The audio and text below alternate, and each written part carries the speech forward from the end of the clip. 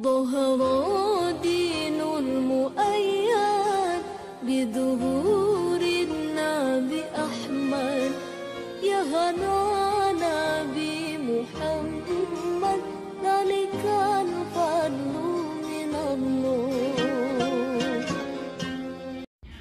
আসসালামু আলাইকুম, সবাইকে ওয়েলকাম জানাচ্ছি আমার চ্যানেল রুমিস ফ্যাশনেবল হাউসে। এতক্ষণ আমার ভিডিওতে যা যা থাকছে তাই দেখতে পাচ্ছেন। তো মূল পর্বে চলুন আমরা চলে যাই। মূল পর্বে আশা করি আপনাদের ভালো লাগবে ফুল ভিডিওটি দেখলে।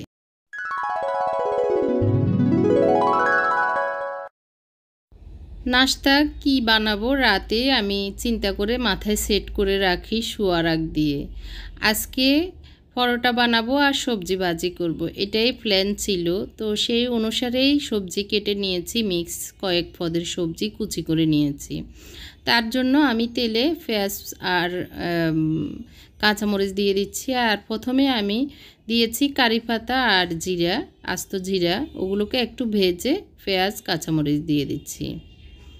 আমি সব সময় যেভাবে আমার কাজগুলি করি, আমি সব সময় চিন্তা করে নেই আগে কি কাজ আগে করব, কি কাজ পরে করব। এভাবে সেট করে নিলে আর পেরেশানি লাগে না। মাথায় যখন সেট থাকে, লিস্ট থাকে কাজের, তখন আর লেখাও লাগে না। দিয়ে দিয়েছি পরিমাণ মতো লবণ আর অল্প একটু হলুদ। ভাজিতে বেশি হলুদ দিলে খেতে ভালোও লাগে না আর দেখতেও ভালো লাগে না।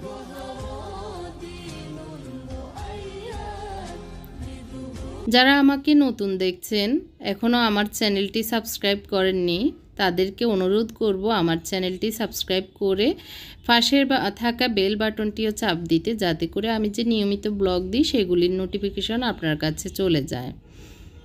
রসুন দিতে ভুলে গিয়েছি, এজন্য কুচি করে রসুনটা দিয়ে দিচ্ছি। ঢাকনা দিয়ে রেখে দিব 5-6 মিনিটের জন্য। এদিক দিয়ে পরোটা বানাবো, সে কারণে হালকা একটু কুসুম গরম পানি করে নিয়েছি, করে একটু তেল দিয়ে লবণ দিয়ে একটু মিক্স করে নিচ্ছি।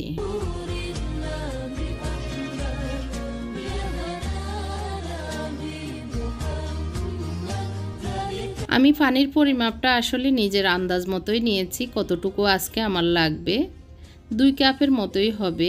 আর এখানে 2 কাপের জন্য যতটুকু গুঁড়ি লাগে ততটুকুই আমি আটা দিয়ে দিব আর কি। আমি সম্পূর্ণ আটাটাই প্রথমে কাঁটা চামচ দিয়ে এভাবে মেখে নিব, তারপরে হাত লাগাবো। শুরুতেই হাত লাগাতে ইচ্ছে করে না, যার কারণে কাঁটা চামচের সাহায্যে এভাবে আমি আটাটা করে নিই।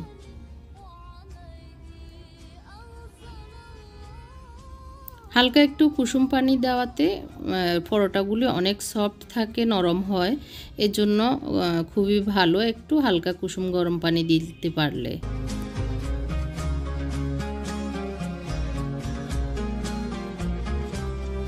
কাঁটা চামচের সাহায্যে মোটামুটি আমি ডোটা করে নিয়েছি। তারপরেও মুথে নেওয়ার জন্য হাত লাগিয়ে ভালো করে মুথে এখন আমি একটু এপিট ওপিট তেল লাগিয়ে নিচ্ছি। এই ডোটাকে আমি ঢাকনা দিয়েই রাখবো, তাহলে সফট থাকবে। এদিক দিয়ে সবজিগুলো নেড়ে চেড়ে দিচ্ছি।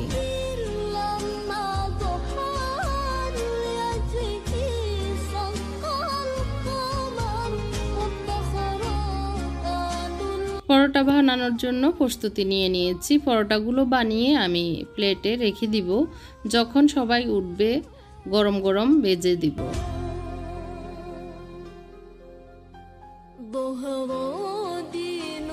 অনেকেই পরোটার ডোটা দেখতে চান, আমি সব সময় দেখানো আসলে সম্ভব হয় না। তো যখন দেখাই তখন তো দেখেন, আবার যখন দেখাই না অনেকেই অনুরোধ করেন পরোটার ডোটা কিভাবে করেছি সেটা আজকে দেখিয়ে দিচ্ছি। এখন আমি যেভাবে পরোটা বানাই, আমি 4 ভাজেরই পরোটা বেশিরভাগ করি, গোলটা একটু কম করা হয়। 4 ভাজের পরোটাগুলি একটু ফুলেও খেতেও ভালো লাগে, বানাতেও সহজ লাগে। তো আমি 4 ভাজ করে এভাবে পরোটাগুলো বানিয়ে সবগুলো প্লেটে রেখে দিব, একটার পর একটা ফলি দিয়ে আর কি।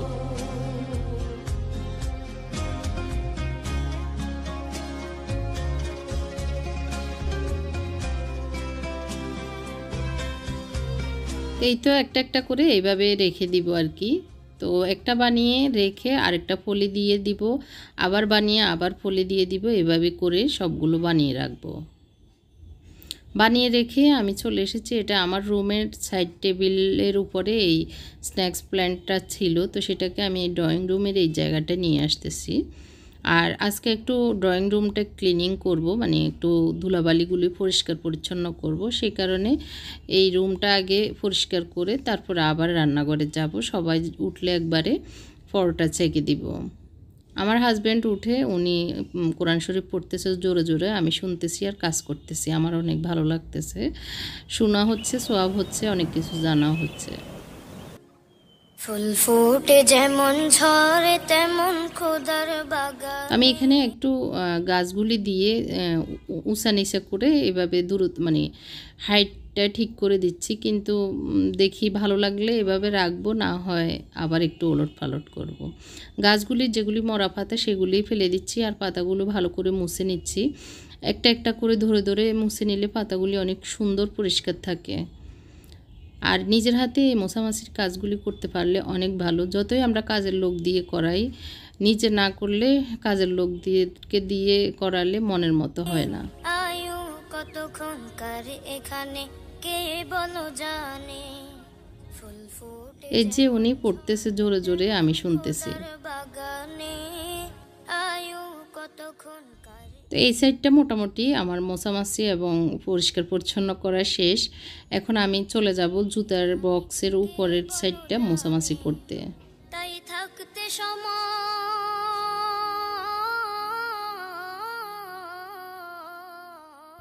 এই সুর একটার উপরে যে জিনিসগুলো আছে সেগুলো আমি নামিয়ে একটু ভালো করে শুকনো রুমাল দিয়ে মুছলে ধুলাবালিগুলো ভালোভাবে পরিষ্কার হয়।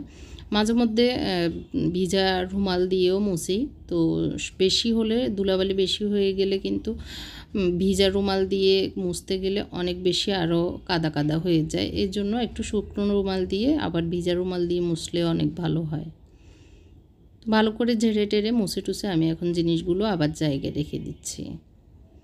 অনেক পুরনো একটা টেলিফোন কর্ডলেস, এটাকে এখন শোপিস বানিয়ে রেখেছি। তাই থাকতে সময় না বুঝে ভাই জীবনের মানে সব আছে লেখা তো আসলে আমার ড্রয়িং রুমটা প্রতিদিন যে গুছাতে হয় তা না। আমার বাসায় যেহেতু ছোট বাচ্চা নেই, বেশি একটা মানে এলোমেলো হয় না। তো 2-3 দিন পর পর একটু গুছিয়ে দিলে হয়। আর যদি বেশি এলোমেলো হয়ে যায় তাহলে একদিন পর পর একদিন প্রতিদিনই করা লাগে আর কি। তবে প্রতিদিন যেটা সত্যি কথা করা লাগে না, বেশি একটা এলোমেলো হয় না। তো সব কিছু একটু ঝাড়া টাড়া দিয়ে নিচ্ছি। ওনারও পড়া শেষ, বই কিছু রেখে যাচ্ছে, কিছু নিয়ে যাবে। তো কিছু আর নিচ্ছে না, ওইদিকে আরও বই আছে এর জন্য। তো আমি এই টেবিল ম্যাটটা উঠিয়ে আজকে এটা ধুতে দিব, এই কারণে এটা উঠিয়ে নিচ্ছি আর একটু ঝাড়া দিয়ে নিচ্ছি।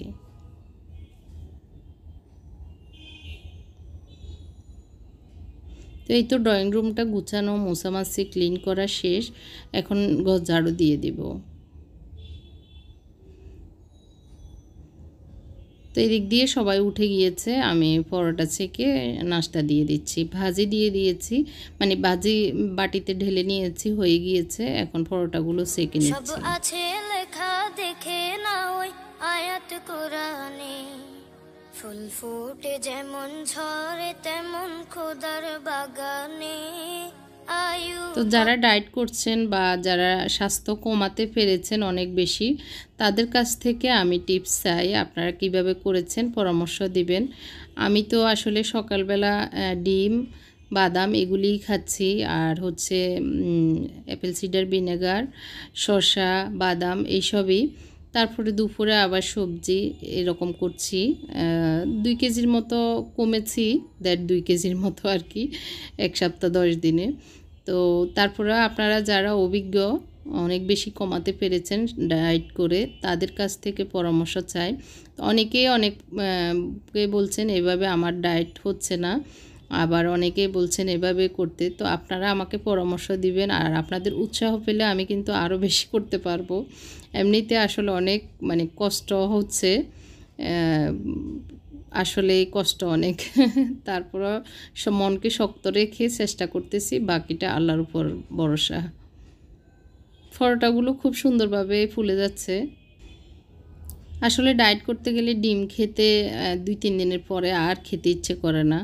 তো ডিম না খেতে পারলে তখন আরও বেশি কষ্ট লাগে। আর সবজি তো 2-4 দিনের পরে আর সবজিও খেতে ইচ্ছে করে না। তো তারপরেও আসলে চেষ্টা করতেছি এটা আর কি। ফুল ফুটে যেমন ঝরে তেমন খোদার বাগানে, আয়ু কতক্ষণকার এখানে কে বলো জানে। এই দুনিয়াতে আজ যতই করো আমার আমার। তো এই তো মোটামুটি রেডি, এখন টেবিলে দিয়ে দিচ্ছি। আম্মা বসে বসে কি লিখতেছে, আর এই তো সবাই এখন খাবে। বাবা চলে এসেছে, ইনসুলিন দিয়েছে। বুঝে দেখো লাগবে তোমার শুধু যে আধার, যাদের প্রেমেতে তুমি। তো আমার জন্য এখন নিয়ে এসেছি শসা, বাদাম একটু ঘি দিয়ে ভেজে, আর হচ্ছে এখন অ্যাপেল সিডার ভিনেগারটা আগে খেয়ে নিব, তারপরে নাস্তা করব। আর সবাই যখন খেতে বসে তখন একসাথে খেয়ে নিই, তাহলে ভালো লাগে এটা আর কি। আম্মা বাবা যেহেতু এখন আছে, অনেক ভালো লাগতেছে। তো ওনারা গত 2 দিন থেকে বলতেছে খালি চলে যাবে চলে যাবে। তো দেখি জোর করে রাখতেছি, আমার হাজব্যান্ডও খুব জোরাজোরি করতেছে, এই আর কি। ভুলে দেওয়া না, এরা জেনে নাও কেউ খবরের সাথী হবে না, কেউ বোঝা তোমার।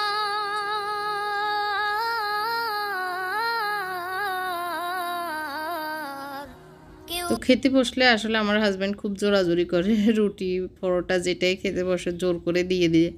তারপরে আমি বলি যে না, আমি খাবো না, মনকে অনেক শক্ত রাখতেছি।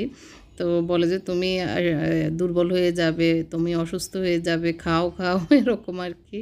তো উনি ওনার দরদ থেকে বলতেছে, আমি আমার সুস্থতার জন্য বা আমার ভালো লাগা থেকেই করতেছি। দেখা যাক আল্লাহ যদি দেয় আর কি আমাকে সাহস। তোমার নেবে না ওই হাসর ময়দানে, কি আমল তুমি করলে। প্রচণ্ড রোদ, আকাশ একদম নীল। তো আকাশটা দেখতে অনেক ভালো লাগতেছে। তো চলে এসেছি রান্নাঘরে আবারও।